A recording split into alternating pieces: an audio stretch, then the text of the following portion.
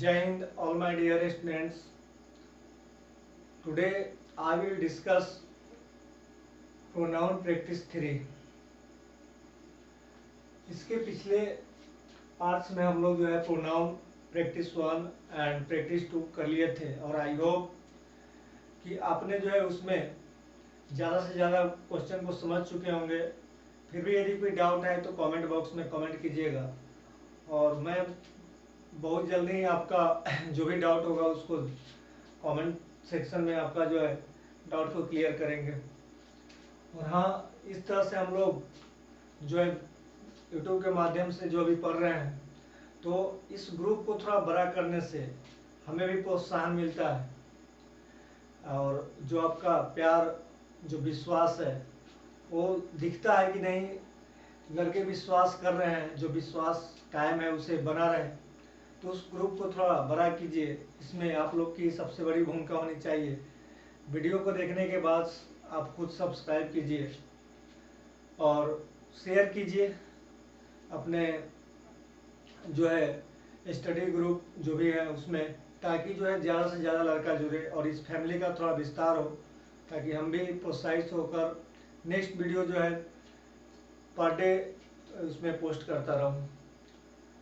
तो इस तरह से आपका जो है आज हम लोग प्रोनाउन की प्रैक्टिस 3 करेंगे। देखते हैं क्वेश्चन नंबर 26। बिफोर दिस हम लोगों ने we have completed 1 to 25 questions of pronoun. तो today I discuss from 26. Let's see 26 question number. The more you read this book, the more you will like this. When you see this pattern, this structure of this sentence, then you remember that in your degree, this structure is from your degree chapter, that positive degree, comparative degree and superlative degree. You know very well कि in the parallel sequence we use both side comparative degree and before comparative degree each one take a article the. तो इस तरह से आप जानते हैं कि जब पैरेलल सीक्वेंस हो, यानी जब एक को किसी चीज़ का बढ़ना या एक का घटना या दोनों को एक साथ बढ़ना, जैसे the more you get the more you want, आप जितना आप पाते हैं उतना इच्छा होती है। The higher you go the cooler you feel. तो इस तरह से आप जो है दोनों तरफ जो है क्या हो रहा है कि एक ऊपर जाइएगा तो क्या होगा, आप कूलर फील कीजिएगा। तो दोनों हायर क्या है, आपका कंपैरेटिव डिग्री है, कूलर क्या है, आपका कंपैरेटिव डिग्री है, और दोनों के पहले क्या है, आर्टिकल द है। तो parallel sequence in the sense of parallel sequence of comparative degree, you have to use article the both side. We use article the with comparative degree in two cases. First, in the sequence, in this sequence, that means parallel sequence. Next जो हम लोग बात किए थे कि of the two, in the sense of the two, such as you are the taller of two boys, you are the taller of two boys. किस तरह से हम कह सकते हैं कि you are the taller of the two boys. तो यहाँ भी the taller के पहले comparative before comparative degree we have to use article the. तो ये जितने भी बात हैं हम लोग इसके बाद प्रोनाउन के बाद जब प्रैक्टिस एडजेक्टिव की करेंगे, एडजेक्टिव में ही आपका डिग्री और आर्टिकल्स आते हैं। तो आई होप कि वहाँ पे हम लोग इसको बहुत इस पे क्वेश्चन देखेंगे, एटलीस्ट 1 to 5 क्वेश्चन सिर्फ इस पे देखेंगे। और ये जो है आपके खास करके आपके जो एयरफोर्स, नेवी और एनडीए जो एग्जाम होते हैं इस पे बहुत क्वेश्चन आते हैं, आर्टिकल से हो चाहे एरर में हो। तो इस तरह से बहुत सारे क्वेश्चन जो है यहाँ पे मिलता है। देखिए मेरा मकसद जो है प्रैक्टिस से, एक जो है आपका क्वेश्चन को आप यदि आप बनाते हैं, आप पढ़े हुए हैं, आप बनाइए, बनाकर वीडियो को तेज करके आप उसके बनाकर जल्दी बना लीजिए। यदि आप बेसिक नहीं पढ़े हैं, यदि पढ़ गए हैं, पढ़ लिए हैं, भूल गए हैं, तो आप क्वेश्चन को बनाइए, जहां दिक्कत हो वहीं पॉज करके, और उसको 1 से 2 बार क्या जो अभी हम बतला रहे हैं उसके बारे में आप लिसन कीजिए। इससे क्या होगा कि आपका कंसेप्ट जो है स्ट्रॉन्ग होगा, और when you find next time then you solve easily. तो इस तरह से क्या होगा, आप इजीली जो है सॉल्व कर सकते हैं। Let's see question number 26। The more you read this book the more you will like this. Remember यहाँ पे क्या है, CD के पहले आर्टिकल द है, the more you read this book the more you, यहाँ भी है CD, और CD के पहले क्या है, आर्टिकल द। अभी तक तो सही है, the more you read this book the more you will like this. जैसे the more you get the more you want, सही है। You will like this, remember क्योंकि यहाँ हम लोग हेडिंग दिए हैं प्रोनाउन प्रैक्टिस 3। यदि प्रोनाउन की है तो कहीं भी प्रोनाउन यदि आता है तो चेक की जो प्रोनाउन है आपको चेक करना है वह प्रोनाउन किसके लिए आया। यहाँ जो है ऑब्जेक्टिव के बाद विल लाइक दिस, आप दिस किसके लिए लाए, यानी कि the more you read this book the more you will like this, यानी ज्यादा किसको पढ़ते हैं, बुक को, यानी इस नाउन के बारे में हम लोग बात कर रहे हैं किताब की। The more you will like this, और उतना ही उसको क्या करेंगे, पसंद करेंगे, जितना आप पढ़िएगा उतना ही उसको पसंद करिएगा।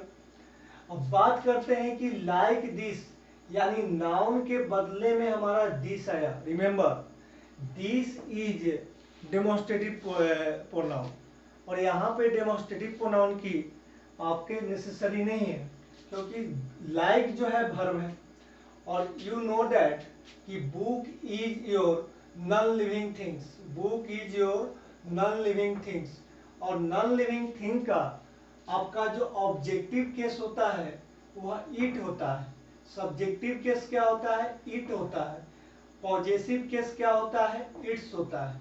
तो you need to write here eat instead of this, तो पार्ट सी इज एरर। तो इस तरह से आप कंसेप्ट को समझिए।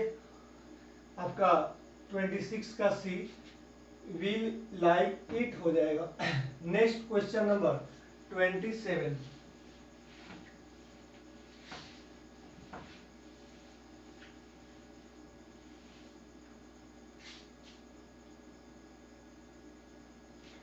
Let's see the director of Directorate of Distance Education।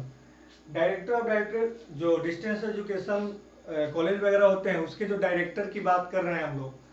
तो यहाँ से जो the director of directorate of distance education, remember one thing, if you use subject with preposition then after subject then preposition then subject in this way your principal subject is first subject, your principal subject is first one.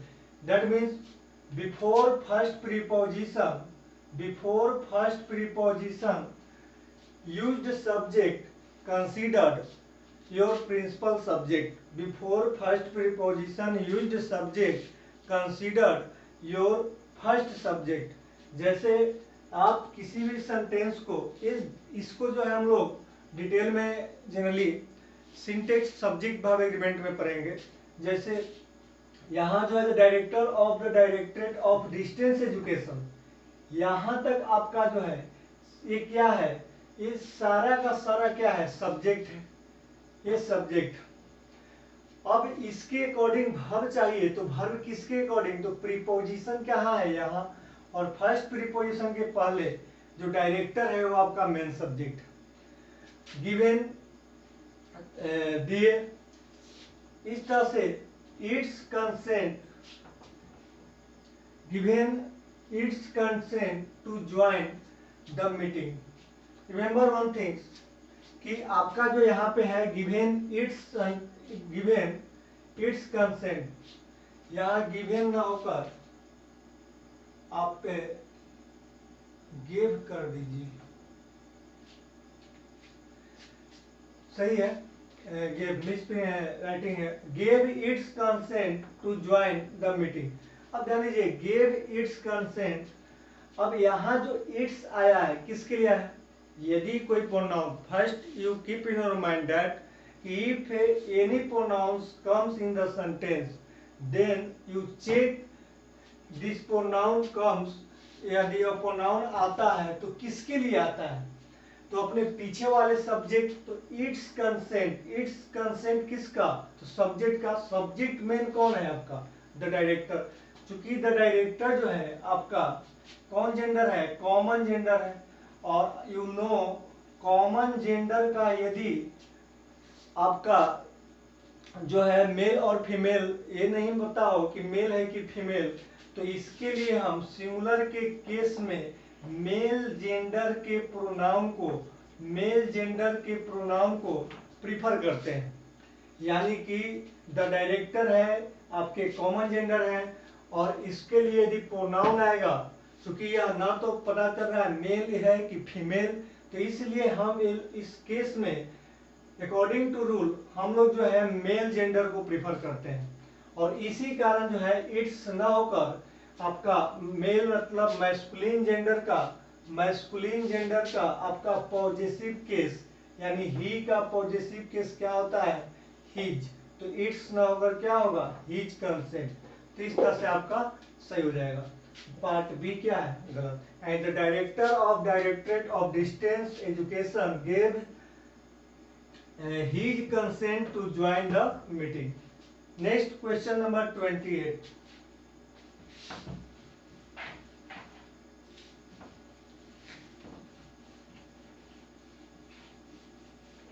Let's see question number 28. God helps those, भगवान उसकी सहायता करते हैं। those क्या है? तो you know demonstrative pronoun, this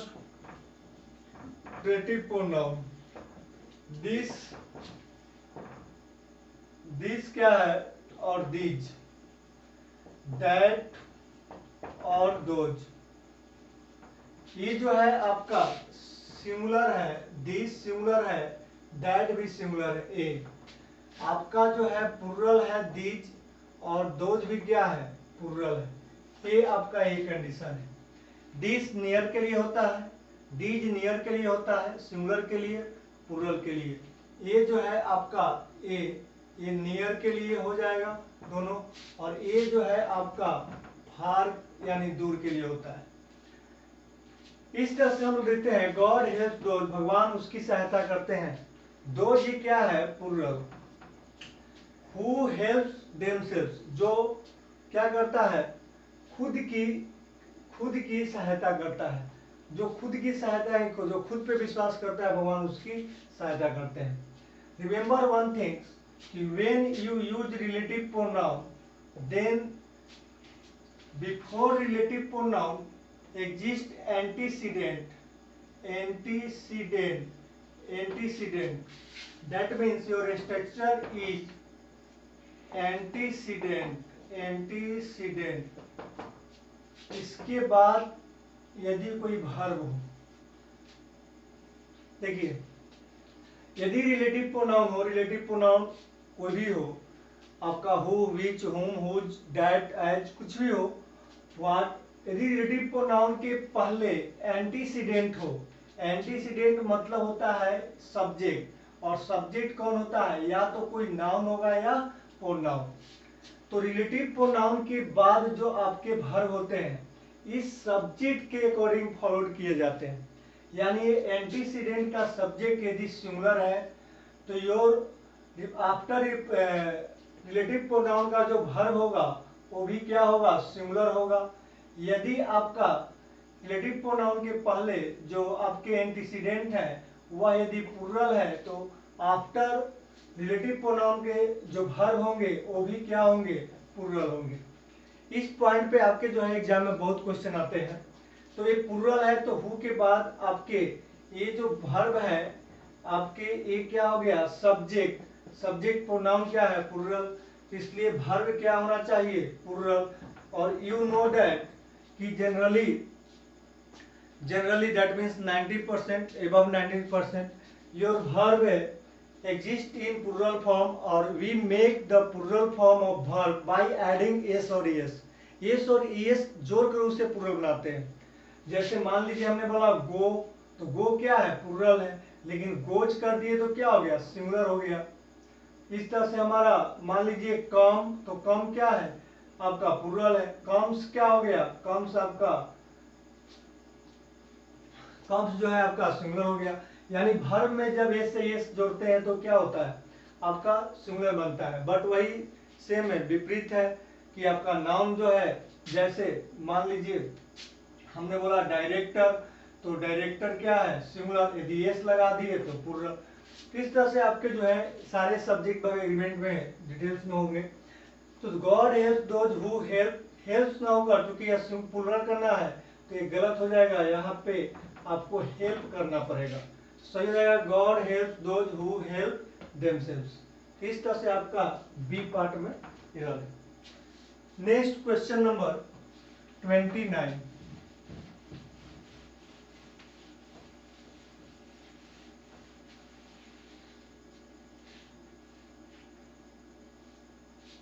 He is not such a complicated problem which yours। Remember one thing, he is not such a complicated problem। he is not क्या है कि उसे कुछ ऐसा जटिल प्रॉब्लम नहीं है, which yours that means कि जैसा आपका है, मतलब उसका उतना जटिल प्रॉब्लम नहीं है जैसा, मतलब जितना आपका है। देखिए यहाँ पे जो हम लोग देख रहे हैं, रिमेंबर वन थिंग्स कि जब भी सच आता है तो सच के बाद यदि आगे रिलेटिव प्रोनाउन की आवश्यकता होगी तो एज होता है, ये पेयर है। और इस तरह से आपको ये लर्न करना पड़ेगा कि यदि सच आया है तो उसके बाद क्या होगा, एज होगा। यानी he is not such a complicated problem which नहीं होगा एज योर्स, यानी कि जैसा आपका। तो इस तरह से आपका जो है योर्स हो जाएगा। तो आपका नेक्स्ट पार्ट सी आपका डर है। Next question number 30। The teacher did not know who of the students got selected in the job। The teacher did not know, part A सही है। Who of the students got selected। Remember one thing, when you use a selection in the sentence, जब आप कभी selection है का use करते हैं sentence में, तो वहां पे आपका सिलेक्शन के लिए मात्र यही शब्द आता है आपका विच। जब भी कहीं सिलेक्शन की बात हो तो सिलेक्शन करने के लिए सेंटेंस से आपका विच आता है। या तो आपका सिलेक्शन में लिविंग हो, या जो है आपका नॉन लिविंग हो, या आपका नॉन लिविंग हो, लिविंग हो या नॉन लिविंग हो। लिविंग या नॉन लिविंग दोनों ही केस में आपका जो आएगा वो विच आएगा। जैसे हमने बोला कि विच of the boys selected in the air force exam. तो विच ऑफ द बॉय, यहाँ पे आप लिखते हैं हुम ऑफ द बॉयज या हु, तो गलत हो जाएगा। सिलेक्शन यानी जानने के लिए विच का उपयोग करते हैं, तो लिविंग के लिए भी विच। और इसी तरह से जैसे which pen do you like most, आप किस कलम को ज्यादा पसंद करते हैं, इस तरह से भी आपका जो हो जाएगा विच का प्रयोग। The teacher did not know who of ना होकर यहाँ क्या हो जाएगा विच। और इस तरह से which of the students got selected in the job, part B is error. Next question number हम लोग 31 देखते हैं।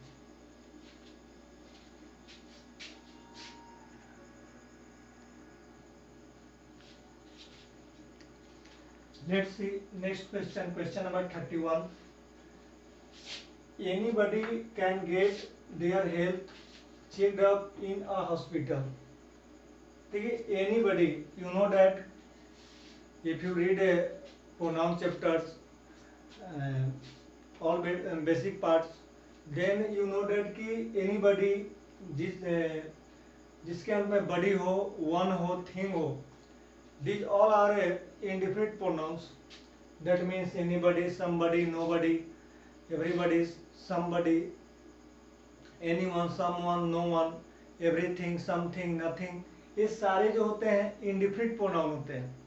और ये जो भी इंडिफिनिट प्रोनाउन होते हैं, indefinite pronoun, indefinite pronoun, indefinite pronoun, ये रिमेंबर दैट कि always be in singular form. ये हमेशा क्या होते हैं? सिंगुलर होते हैं। जो भी बड़ी ग्रुप हो जिनके अंत में बड़ी हो, वन ग्रुप हो जिसके अंत में वन हो, थिंग ग्रुप हो जिसके अंत में थिंग हो, ये सारे जो होते हैं इंडिफिनिट प्रोनाउन सिंगुलर होते हैं। सिंगुलर होने का मतलब ये है कि यदि यह सिंगुलर है तो आगे आने वाला जो भी प्रोनाउन लेगा, या तो अपने बदले में सब्जेक्टिव केस लेगा, या तो अपने बदले में ऑब्जेक्टिव केस लेगा, या तो अपने बदले में पॉजेसिव केस लेगा, must be in singular. Let's see that कि आपका इंडिफिनिट प्रोनाउन बडी और जो वन ग्रुप होते हैं, एनीबडी, एनीवन, वो आपके जो है कॉमन जेंडर है, उससे मेल और फीमेल दोनों हो सकते हैं। इसलिए सिंगुलर होने के कारण, कॉमन जेंडर होने के कारण ये जो है मेल को प्रीफर करेंगे और ही ग्रुप लेंगे। बट थिंग जो है, थिंग ग्रुप जिसके अंत में थिंग हो, समथिंग, एनीथिंग, नथिंग, वो आपके जो है नॉन लिविंग को शो करते हैं, इसलिए सिंगुलर होने के कारण इट लेते हैं। तो इस तरह से आपका यहाँ से देखिए कि एनीबडी कैन गेट देयर, जैसे ही हम लोग आगे बढ़े देयर आया। अब देयर किसके लिए आया? तो देयर जो है सब्जेक्ट यहाँ एनीबडी के लिए आया। क्या देयर एनीबडी के लिए आ सकता है? नहीं, ये तो सिंगुलर है, और सिंगुलर है तो इसका सब्जेक्टिव केस जो होता है इंडिफिनिट का ही होता है। ऑब्जेक्टिव केस जो होता है वो आपका ही का हिम होता है, और जो पॉजेसिव केस होता है वो आपका जो होता है हीज होता है। Here need possessive case, so remove there and put his. Then error is part B. Anybody can get his health checked up in a hospital. Next question number 32. One of them has given up one's studies. ध्यान दीजिए। Next 32. Listen carefully.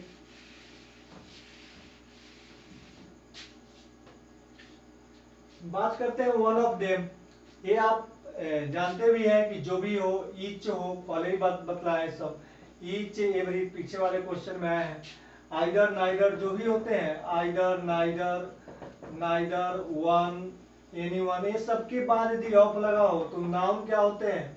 Plural होते हैं। लेकिन जो verb होता है वो क्या होता है? सिंगुलर होता है। क्यों? क्योंकि प्रीपोजिशन के पहले S1 plus preposition plus S2, preposition से पहले वाला मेन सब्जेक्ट होगा। यह सिंगुलर होता है हमेशा।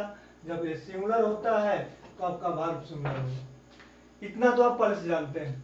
तो वन ऑफ के बाद प्लूरल है और वर्ब क्या है? सिंगुलर है। तो one of them has given up सही है one's study. You know this point that कि वन जो है आपका यदि सब्जेक्टिव केस है, ऑब्जेक्टिव केस जो होता है वन ही होता है। आपका इसका जो होता है पॉजेसिव केस वंस होता है, और इस तरह से आपका जो रिफ्लेक्सिव भी होता है जो वन से। But in this sentence you use one for selection. That means कि यदि वन जो होता है वन के बाद यदि ऑफ हो तो जनरल सी बात है कि इसके बाद नाउन क्या होगा?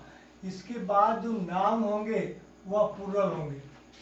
ठीक है, जब वन के लिए आगे यदि कोई आप इसके लिए आप प्रोनाउन का यूज करिएगा तो चूंकि वन जो है सिलेक्शन करके, रिमेंबर दिस पॉइंट, सिलेक्शन करके आपका जो है क्या काम करता है?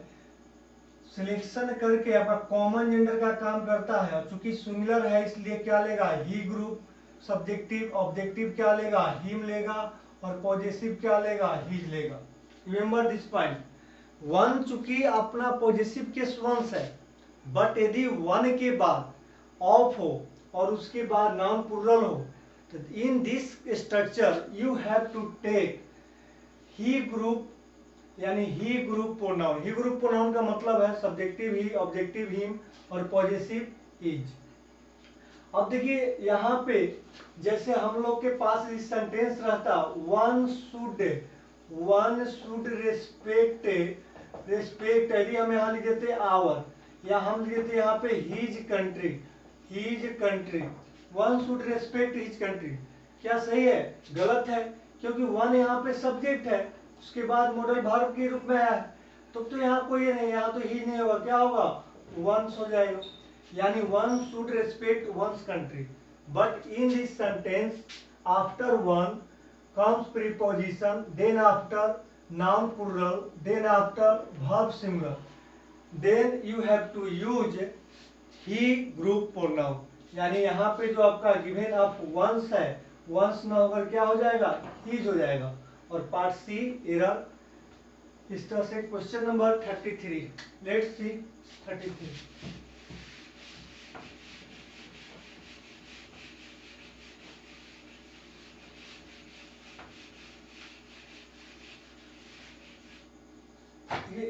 Either of the engineer or his mechanics failed in his duty। Either of the engineer यदि क्वांटिटिव के रूप में होता तो आइडर आफ्टर आइडर ऑफ कितने आते हैं? दो के लिए आते हैं। तो आइडर ऑफ द इंजीनियर और his mechanics. Remember one thing कि आइडर ऑफ के बाद क्या क्या आया है? द इंजीनियर, और आया है यहाँ पे, और उसके बाद आया है हिज मैकेनिक्स। तो आपका जो यहाँ पे दिया हुआ है कि आइदर ऑफ द इंजीनियर और हिज मैकेनिक्स, तो यू नो दैट कि आपका यहाँ जो होगा क्या होगा। देखिए आप इसको पढ़े होंगे आइदर और के बारे में, नाइदर और नॉर के बारे में, नॉट ओनली और बट आल्सो के बारे में। देखिए if this conjunction comes in the sentence, then you have to select the main subject after this part। this part मतलब second part, or either or neither nor, not only but also। after or his mechanics is your principal subject, यानी subject जो है आपका sentence का है। अब according to this subject next coming pronoun will be क्या होगा? प्लूरल, बिकॉज हिज मैकेनिक्स क्या है? Plural. So your next coming pronoun will be plural. यहाँ पे जो आपका हिज है, तो हिज किसके लिए आया? मैकेनिक्स। तो हिज ना होकर क्या होगा? देयर होगा, क्योंकि लिविंग हो या नॉन लिविंग हो, दोनों का प्लूरल जो होता है दे ग्रुप होता है, सब्जेक्टिव दे, ऑब्जेक्टिव देम और possessive there.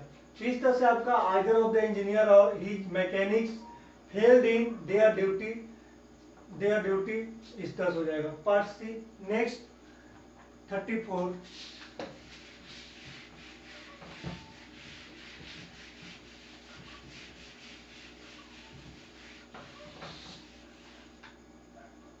It is the best movie which I have ever seen। It is the best movie।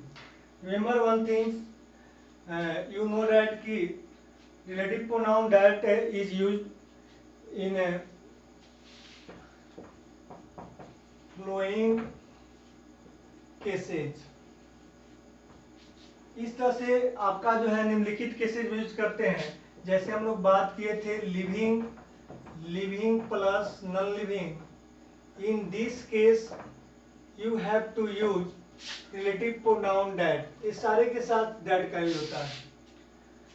यदि आपका सेकेंड, यदि सुपरलेटिव डिग्री की बात करें, superlative degree, if superlative degree comes in the sentence, then after आपका relative pronoun that होगा।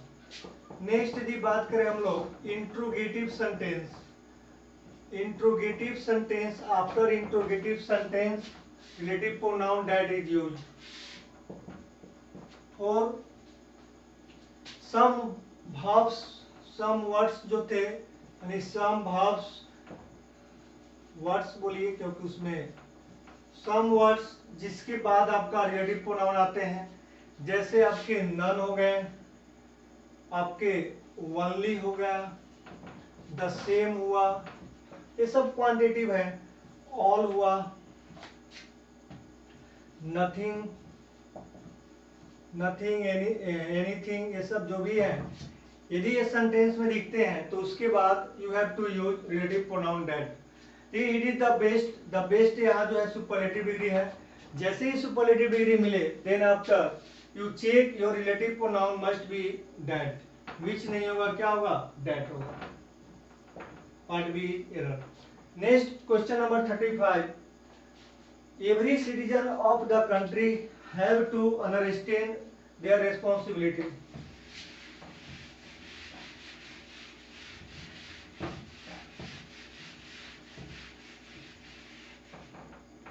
Every citizen of the country, remember one thing कि each and every, ये सारे जो कंसेप्ट है, यदि if your noun and pronoun chapter are completed perfectly, then after you can solve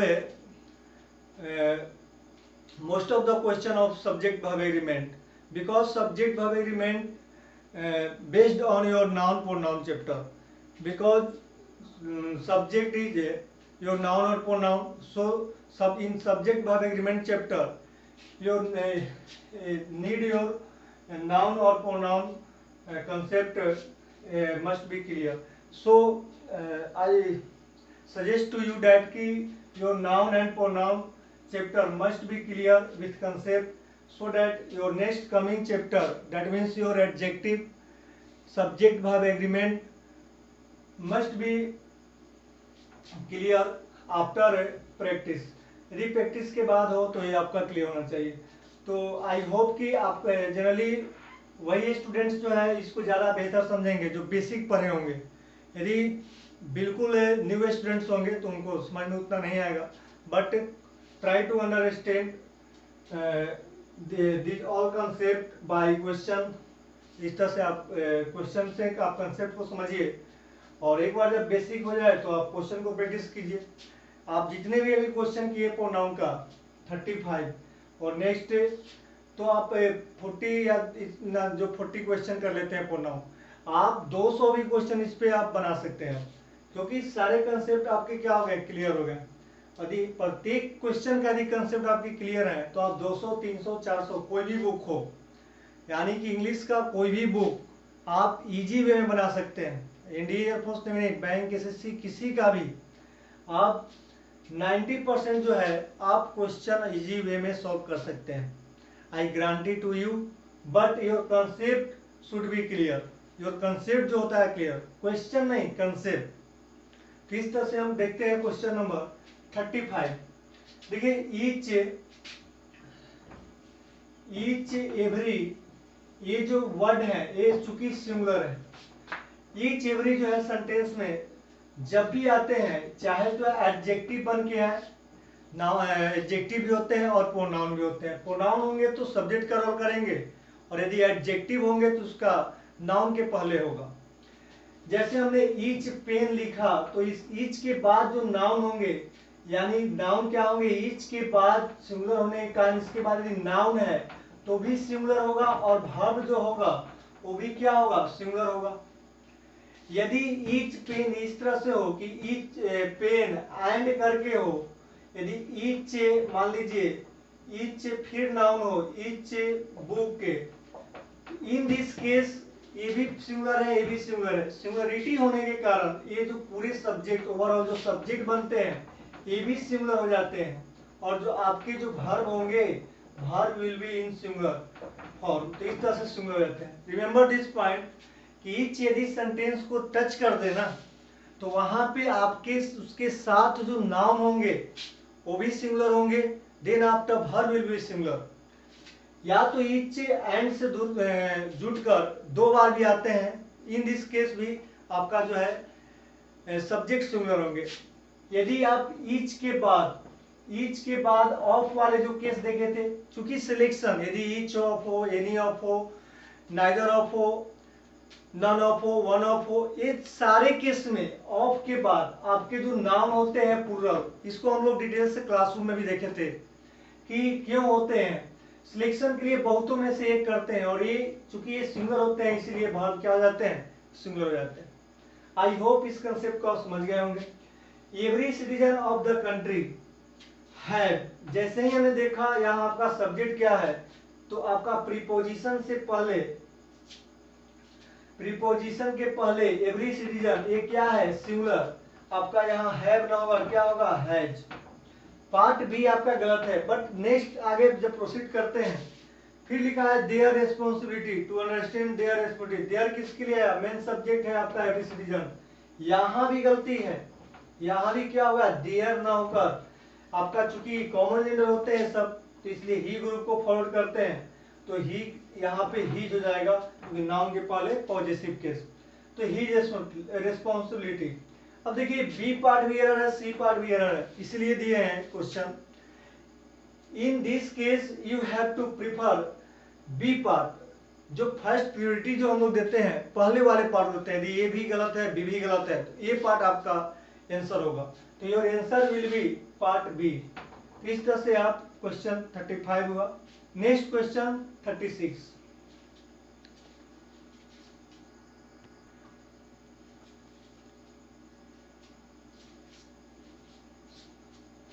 next question number 36। He sent all the furniture to Patna, Dad. देखिए remember that कि when relative pronoun comes in the sentence, then relative pronoun के जो पहले वाले हमारे antecedent होते हैं, यानी जो सब्जेक्ट होते हैं, उसी सब्जेक्ट के बारे में हम आगे जो है बात करते हैं। यानी रिलेटिव प्रोनाउन के पहले जो सब्जेक्ट, उसी के बारे में जो है हम बात करते हैं आगे। समझिएगा, क्वेश्चन को समझिएगा थोड़ा। He sent all the furniture to Patna. उसने क्या किया, सभी फर्नीचर को पटना भेज दिया। Dad, जिसे he bought in Delhi. अब ध्यान दीजिए, डैड किसके लिए आया, तो रिलेटिव प्रोनाउन के पहले जो सब्जेक्ट होते हैं डैड उसके लिए आते हैं। तो डैड आपका यहां जो है, डैड ये पहले रिलेटिव प्रोनाउन के पहले क्या है, डैड के पहले क्या है, पटना है। अब देखिए डैड को ही आगे, यानी पटना को ही आगे रिलेट करेगा। He sent all furniture to Patna, that जिसे, जिसे किसे, पटना को, Patna. He bought in Delhi, पटना को कहां बाउट किया, दिल्ली में। क्या है, सेंटेंस कंप्लीट है, नहीं। यानी कि वह फर्नीचर को पटना भेजा, जिस पटना को कहा, दिल्ली में खरीदा था। क्योंकि रिलेटिव प्रोनाउन के पहले जो सब्जेक्ट होते हैं उसी के बारे में हमें जानकारी मिलती है। तो आपका जो है यहाँ पे स्ट्रक्चर गलत है। तो sometimes in your examination asked this types of questions, जहाँ पे आपका ये जो है पार्ट जो है रिलेट नहीं कर पाते हैं, मतलब अरेंज नहीं सही से होते हैं। तो वहां पे हम देखिए किस तरह से करें। हमें क्या कहना क्या चाह रहा है कि जो भी he sent all the furniture, और जो भी पटना से, he sent all the furniture to Patna, यानी जो भी फर्नीचर पटना भेजा वह दिल्ली में खरीदा था, यानी ही सेंट ऑल द फर्नीचर। तो क्या भेजा, वह दिल्ली, पटना भेजा। तो सबसे पहले हम लोग करते हैं यहां से स्टार्ट करते हैं। ही सेंट, यहां छोड़ देते हैं इसको ऑल, देखिए ही सेंट, एक ये सेंटेंस है और एक है, मीनिंग लगाइएगा।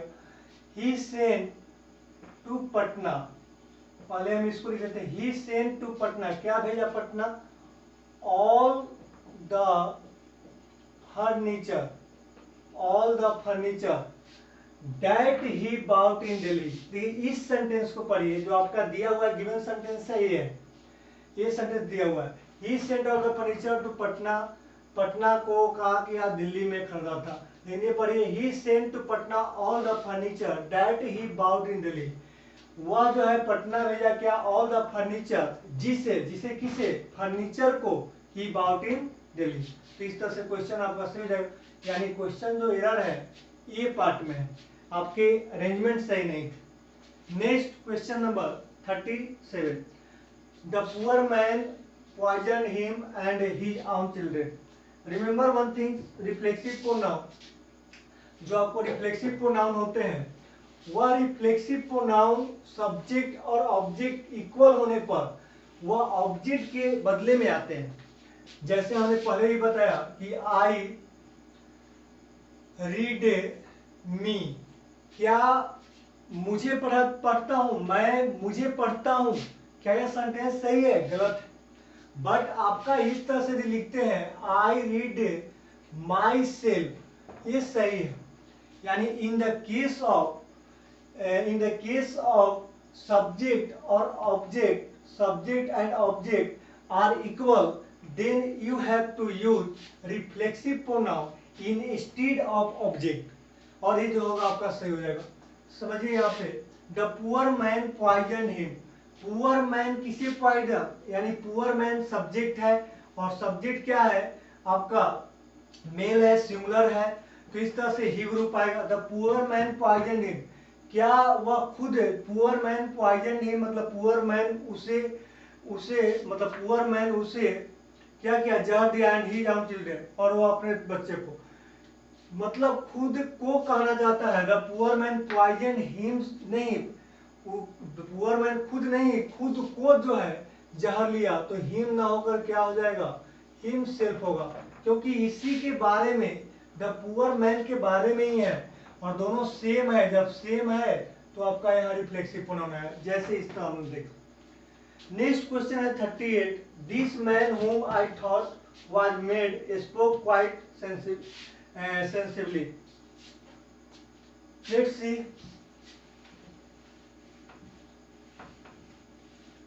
This man whom, ठीक है, जैसे ही हम रिलेटिव प्रोनाउन देखे, अब इसको चेक करना पड़ेगा सही है कि नहीं। ये आपके लिविंग है इसलिए हु ग्रुप आया है, सही है, बट हुम सही है कि नहीं। देखिए हुम के बाद जनरली हमने बताया था कि हुम आएगा तो 90% इसके बाद सब्जेक्ट होंगे जो है, बट 10% जो हमने बोला था कि नहीं होंगे, वही यहाँ पे क्वेश्चन है। यानी कि हुम के बाद सब्जेक्ट है आई थॉट, आपने सोचा तो सही है। Remember one thing, number of subject and number of verb are equal in the sentence, यानी कि नंबर ऑफ सब्जेक्ट और नंबर ऑफ वर्ब जो होता है वह सेंटेंस में इक्वल होना चाहिए। तो इस तरह से आपके जो है दिस मैन एक सब्जेक्ट हुआ, देखिए दिस मैन एक सब्जेक्ट हुआ, इस सब्जेक्ट और आई थॉट, यहां देखिए आई थॉट, इसके लिए वाज जो वर्ब है, वाज,